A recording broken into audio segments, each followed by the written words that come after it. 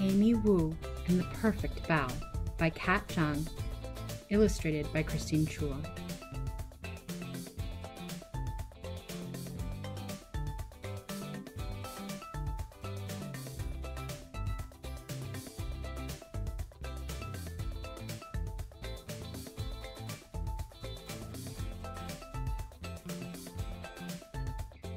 Amy can do a lot of things. She can brush her teeth, she can tie her shoe, she can even do both at once, sort of. But there's one thing Amy cannot do. She cannot make the perfect bao. Sometimes they come out too small. Sometimes they come out too big. Sometimes she adds too much filling and sometimes not enough.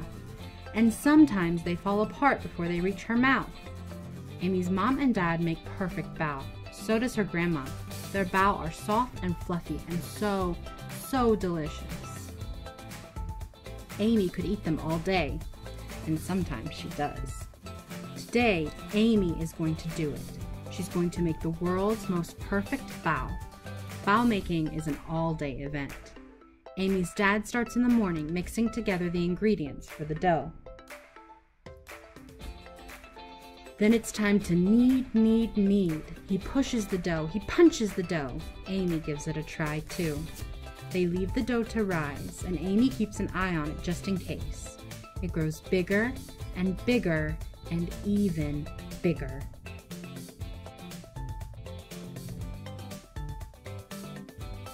Amy's dad squishes the dough down just in time. He rolls it into a log and cuts it into pieces. Meanwhile, Amy's mom seasons meat for the filling.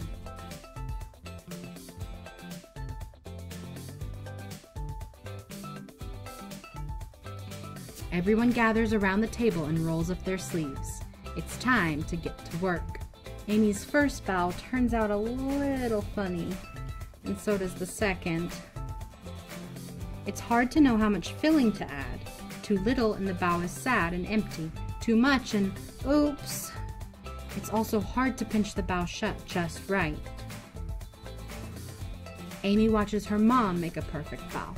She watches her dad make a perfect bao, and her grandma too. They all try to teach her. Roll out the dough like this, says Amy's dad. Use just enough filling, says Amy's mom. Pinch, pinch, pinch, says Amy's grandma. But Amy's bao just aren't the same. They're too empty or too fat. They have holes in them and they leak. Maybe today won't be the day after all. Maybe Amy just can't make a perfect bao. Then Amy has an idea. The pieces of dough were cut for grown-up hands, but Amy's hands are very small. She whispers her idea into her grandma's ear. Amy's grandma cuts each piece of dough into 2 smaller pieces, Amy-sized pieces. Now they fit perfectly in Amy's palms. Carefully, Amy rolls the dough so it's thicker on the inside and thinner at the edges. She adds just the right amount of filling. She pinches it shut. And there it is, Amy's perfect bao.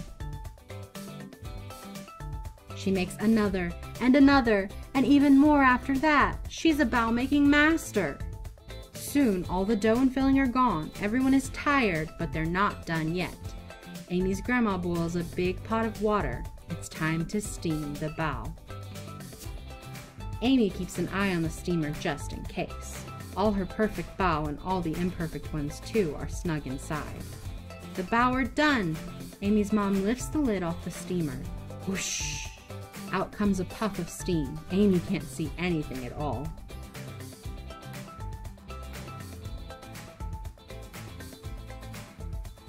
The steam clears. There are Amy's perfect bao. They're not too small, they're not too big.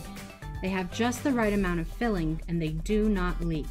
They are soft and fluffy and so delicious. Amy eats one, then another, then she eats one of the not so perfect bao. And you know what? It tastes just as good.